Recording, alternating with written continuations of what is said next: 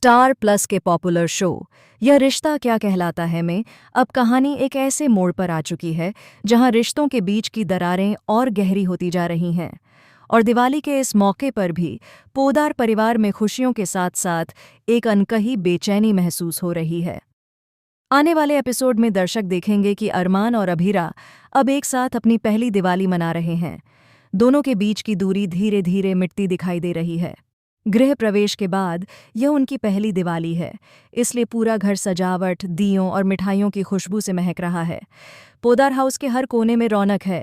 दादीसा ने खुद पूजा की तैयारियों की जिम्मेदारी संभाली हुई है।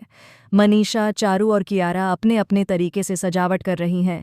वहीं अरमान और अभीरा मिलकर घर को रोशनी से सजा रहे हैं। दोनों के बीच हल्की फुल्की नोक-झोंक और मुस्कुराहटों के पल हैं, जैसे पुराने दिनों की यादें लौट आई हों। अरमान के चेहरे पर वो मुस्कान फिर से लौट आई है जो लंबे वक्त से गायब थी, और अभीरा भी अपने दिल की गहराइयों में कहीं न कहीं महसूस कर रही है कि शायद अब उनका रिश्ता फिर से पटरी पर आ सकता है। लेकिन इस खुशियों भरे माहौल में एक अजीब सी कमी है। दादीसा बार बार इधर उधर देख रही हैं क्योंकि संजय, फूफा सा और कृष कहीं नजर नहीं आ रहे। वह बार बार पूछती हैं, संजय और कृष कहाँ हैं? दिवाली के दिन भी काम इतना जरूरी था क्या कि घर से बाहर जाना पड़ा? तभी काजल हल्के तंज के साथ जवाब देती है, दादीसा, वो दोनों किसी ऑफिस के काम से दिल्ली गए हैं। लेकिन आप ये भी जानती हैं कि वो दोनों यहाँ क्यों नहीं हैं। इस बात से सब वाकिफ हैं, बस कोई बोलना नहीं चाहता। काजल के इस जवाब ने माहौल में सन्नाटा फैला दिया। दादीसा के चेहरे पर चिंता के साथ साथ गुस्से की झलक दिखाई देती है। वो बड़बड़ाते हुए कहती हैं, दिल्ली गए हैं या फिर कुछ छिपाने गए हैं? सब चुप हो जाते हैं। तभी उनकी नज़र तान्या पर पड़ती है। दादीसा सोचती हैं कि शायद तान्या भी चली गई होगी, लेकिन तभी वह देखती हैं कि तान्या सजी धजी पोशाक में नीचे आती है और सबके बीच आकर खड़ी हो जाती है। तान्या इस बार कुछ अलग ही मूड में है। उसने तय कर लिया है कि इस दिवाली पर वो खुद को पोदारी बहू साबित करेगी। वह मुस्कुराते हुए सबको दिवाली की शुभकामनाएं देती है और दादीसा के पैर छूती है। दादीसा उसे देखकर थोड़ी शांत होती हैं, लेकिन अभीरा के मन में एक झटका लगता है। तान्या की आंखों में कुछ तो ऐसा है जो उसे असहज कर देता है।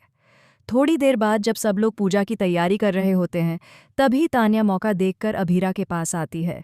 उसके चेहरे पर एक बनावटी मुस्कान होती है। वह धीरे से कहती है, अभीरा, मैं तो अपनी पहली दिवाली को यादगार बनाना चाहती हूँ।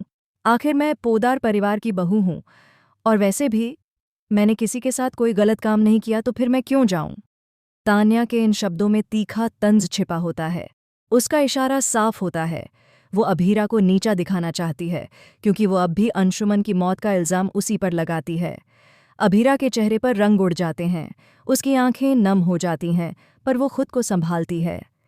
वह धीमे स्वर में कहती है, तान्या, मैं नहीं सच्चाई या फिर सफाई? चलो छोड़ो, दिवाली का दिन है, आज तुम्हें भी खुश रहने दो। इतना कहकर वह चली जाती है, लेकिन उसके शब्द अभीरा के दिल को चीर जाते हैं। इधर अरमान ये सब दूर से देख रहा होता है। वो समझ जाता है कि तान्या जानबूझकर अभीरा को परेशान कर रही है। पूजा के बाद वो अभीरा के पास आता है और उसे दिलासा देता है। कहता है, अभीरा, तान्या जो भी बोले तुम दिल पर मत लेना। मैं जानता हूं कि तुमने कुछ गलत नहीं किया। बस थोड़े दिन और सब ठीक हो जाएगा।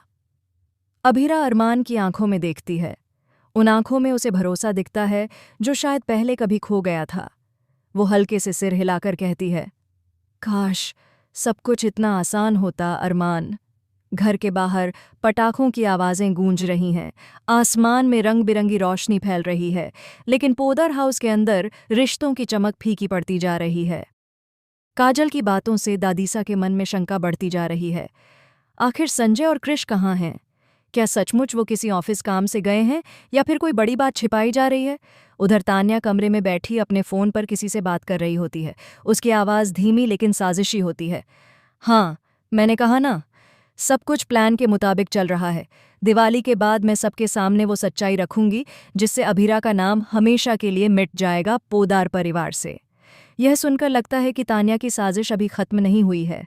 वो अब भी बदले की आग में जल रही है। दूसरी तरफ कृष और संजय की गैरमौजूदगी भी एक रहस्य बन चुकी है। क्या वो दोनों किसी गुप्त काम में लगे हैं?